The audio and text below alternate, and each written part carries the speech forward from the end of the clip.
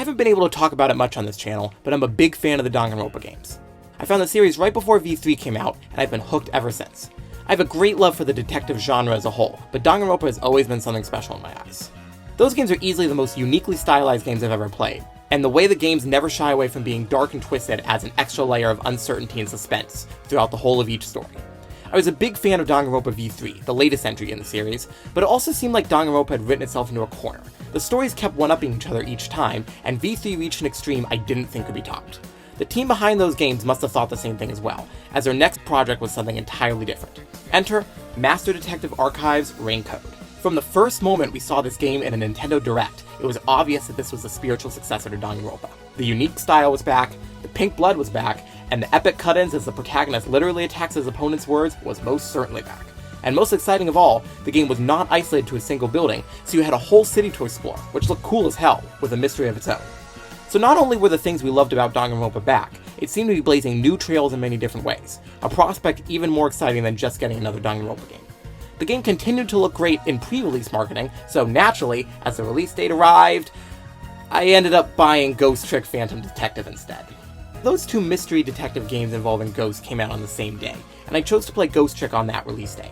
It had nothing to do with a lack of excitement for Raincode. For some reason I was seeing an extremely large amount of hype leading up to Ghost Trick's re-release, and since so many people were recommending that game, and no one was talking about Raincode, I decided to play that one first.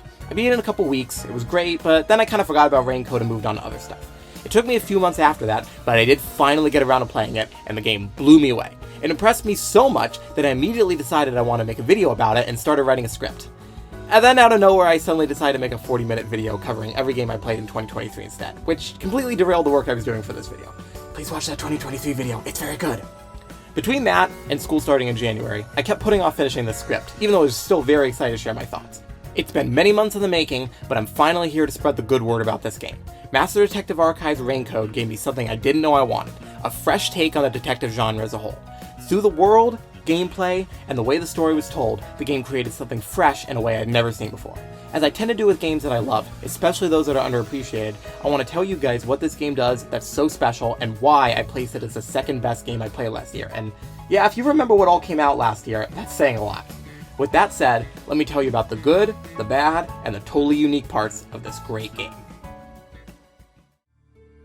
When talking about a game like this, the natural place to begin is with the story. Luckily, I consider the story to be the most impressive aspect of Raincode, as you would expect to see in a great detective game. The game strikes a very interesting balance between the kind of story we're used to seeing in Danganronpa, while creating a new path for itself as well.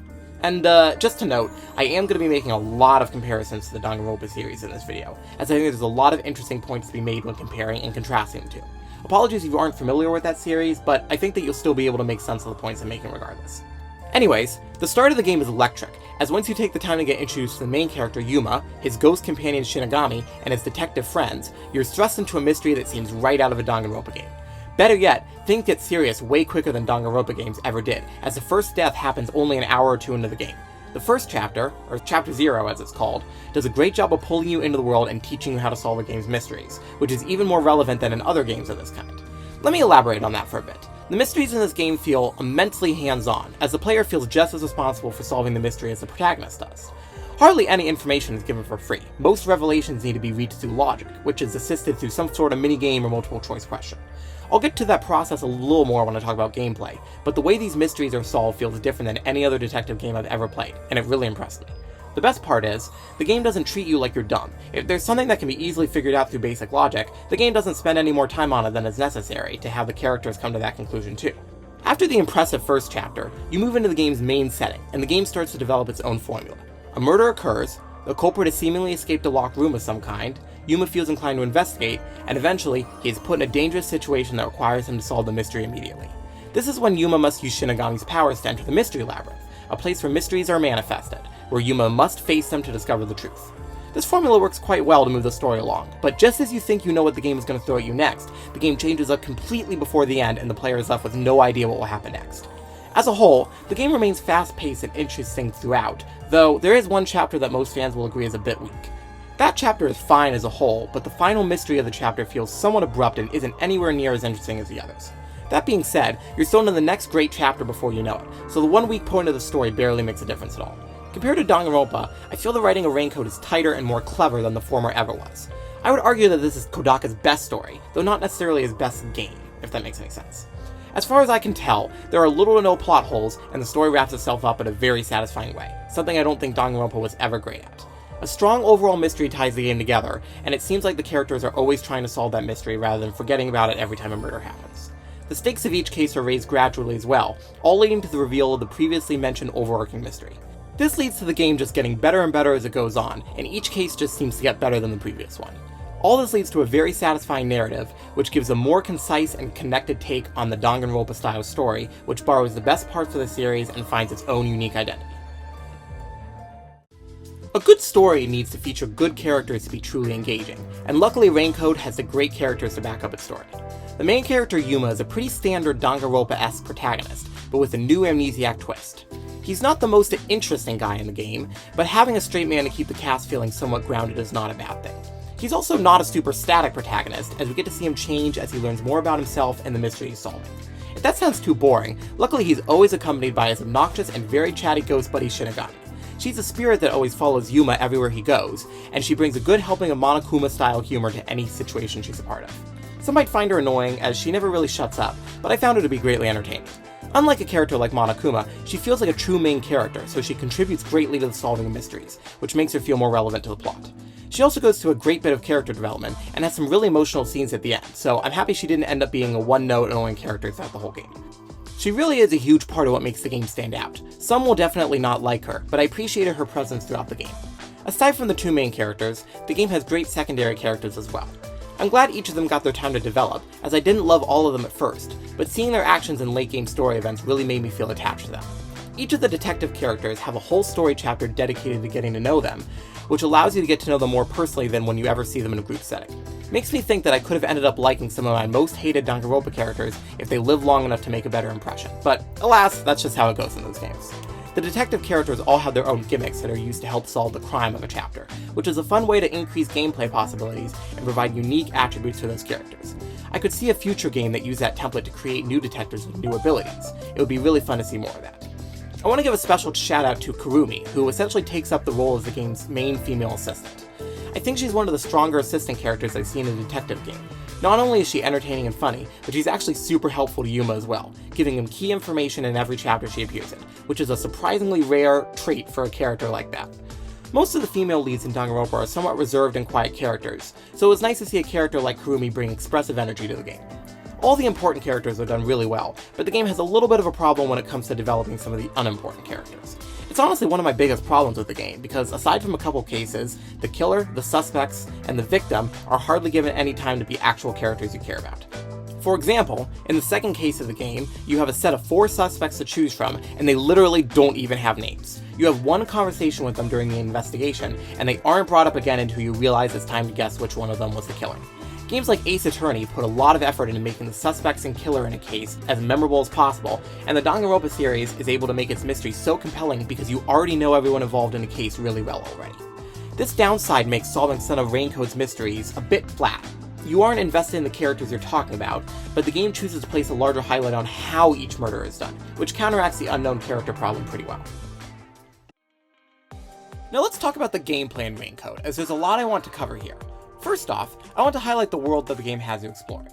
90% of the game is located in Kanai Ward, a cyberpunk-esque city that faces constant rain. Much like a Danganronpa school, you're able to freely wander the city between parts of the story, where you can talk to people, start side quests, and look for hidden objects. The city is much larger than any of the areas in Danganronpa were, and I find myself much more in awe of the sights of the city than I've been in a game like this before. Through the use of pretty colors, neon signs, and the atmosphere created by the never-ending rain, the world draws you in and makes walking around quite enjoyable. All the locations you go to for the story are placed in actual places you can walk to, which makes the world of the game feel really cohesive, since you always know where in the city your current location is. While walking around the city, there isn't that much to do besides talking to people and admiring the sights, but the game does have hidden statues that will unlock conversations with your detective friends, which is a nice touch because it gives you something to look for as you walk around, and it will reward you with extra bits of story. There isn't too much to actually interact with in the city, so having collectibles to look for made it feel a lot more worthwhile to really pay attention. You will also find side quests while walking around. The side quests in this game are pretty minimal, but I enjoy the details it adds to the stories of people living in the city. Usually they just consist of walking to somewhere to talk to someone, but they can all be finished in about 5-ish minutes, so it doesn't get too boring. Since they're all quick and well written, I usually felt like they were worth my time. Outside of side quests, you're still able to talk to people, though you don't really get a chance to hang out with your detective friends between major story moments. The conversations that you can view as a reward for finding the collectibles seem to be the replacement for Danganronpa's free time conversations, which works fine, but it would have been fun to walk around the city and choose who to spend time with. In the first half of every chapter, you get to do some walking around investigating before you start solving the crimes. I like these parts because it continued to give you new places in the city to explore, building on the process of making the world feel interconnected and alive. The chapter-specific areas are decently intricate too. Chapters 3 and 5 are set in a school and a research lab respectively, and both environments are sizable with lots of rooms to visit and characters to talk to. Investigation tactics are pretty simple. No forensic investigation or anything more complicated than walking over to highlighted objects. But I didn't feel like the investigation sections were lacking at all. You get a lot of evidence for each case, and walking around the crime scene in 3D really gives you a good idea of the kind of place the crime took place in. It feels really rewarding to investigate things, because you're given a currency called detective points every time you interact with an object for the first time, even if it isn't important to the current case. I'll talk about what detective points do in a bit, but while I don't think their use is all that great, the act of getting a kind of currency when you do investigating is really fun. When you're done walking around and investigating in Kanai Ward, Yuma gets whisked away to a mystery labyrinth, the physical manifestation of the current mystery you're trying to solve, which brings forward a whole bunch of new types of gameplay. This is where the Danganronpa trial-style gameplay is used, as almost all of the mystery solving and minigames are done in these locations. The main scenario you will play is a duel against a phantom version of one of the game's antagonists, where you literally cut down their words with a sword. This is all very similar to the shooter sections in Danganronpa, but rather than just waiting for the right statement to appear, you actually have to dodge the unimportant statements by moving Yuma around. When you see it, it kind of looks like an action game, but once you actually get to play it, you'll find that your movement is still very limited, with a lot of sections that are quite easy. It ultimately feels like more of a minigame than a true combat system. It's fun, but not very deep or challenging. The game ramps up the complexity of these sections near the end of the game by making the movement of the words harder to predict, but these are still easy enough to survive. While I would have loved to have seen a greater level of control over your character rather than just dodging in 4 directions, this is a huge improvement on this kind of Danganronpa-inspired gameplay. It keeps the fun of finding the contradictory statement to refute, while adding more obstacles while you wait for the right statement to appear. Also, the act of hitting the right statement with your sword, watching it shatter as the iconic cut into the main character appears, just feels good every time. Mystery Labyrinths contain a lot of other minigames that Danganronpa fans will recognize. We have Shinigami Puzzle, which is essentially Hangman's Gambit, but with a completely bizarre switch to a beach setting with swimsuits. The minigame is as fun as it's always been, but it is a bit weird they didn't attempt to change it like they did for Sword Combat. Then there's Deduction Denouement, which is the same as the closing argument minigame. Much like Shinigami Puzzle, it's practically the same thing as the game it's based on, but I must say, I'm glad they chose not to go with the swimsuit theme for this one. The last minigame you'll encounter is God Shinigami, a brand new type of game for Raincode that essentially acts as an auto runner. It's pretty easy, much like the other gameplay sections here, but I do think it's still quite fun and satisfying to watch, so it makes a great addition on top of these mystery labyrinths. This is where I'll bring up the skill tree that I mentioned earlier again, as the skills you can get here are all related to the minigames in the mystery labyrinths. I find them to be a bit disappointing because they all work to make the minigames easier, but I never found any of them to be hard to begin with. I suppose others might have had a different experience, but I wish they would have made the minigames harder, especially by the end of the game, as I think this would have made the skills feel more valuable than they actually are. Between these games are parts where you'll be doing the bulk of the mystery solving. The characters will encounter a specific question, and through multiple choice questions and investigation sections, you'll gradually work your way to an answer. Interestingly enough, these are the parts where the mystery labyrinths had me hooked the most, as I never found these parts to be boring. You are always finding out something new as you move through these questions, and I was often asked things I didn't think I knew, but with a bit of guided questioning I could get to the right answer myself. The way these questions are laid out makes you feel smart, because the game asks you to solve them yourself without just telling you. I have to really applaud this game for making the lines of questioning feel so rewarding, as just listening to the characters try to figure out a mystery you've already solved can be a bit boring when used in other games. There are a few dull parts where you have to kind of walk down hallways while the characters talk, but the game does show you some pretty visual effects while you do this, so it's not that bad. I do think it would be better if you weren't literally walking in a straight line though. All in all, these different sections come together and make for a really fun and engaging couple hours of gameplay. The minigames present are quite enjoyable, and the larger emphasis on finding the answers to questions move the mystery-solving process along at a quick and snappy pace. I love both halves of the gameplay experience in this game. They complement each other really well, since they provide different experiences. Walking around the city provides world building, dialogue, and treasure hunting, while the mystery labyrinths provide minigames and mystery solving. I really do think Raincode is a game that never gets boring throughout its 40-ish hour runtime, and the fun and diverse gameplay plays a huge role in making this happen. That covers the majority of what I wanted to say about Raincode, but I do have a couple other things I want to bring up before I end this video. First off, It almost goes without saying at this point, but the music in this game is incredible.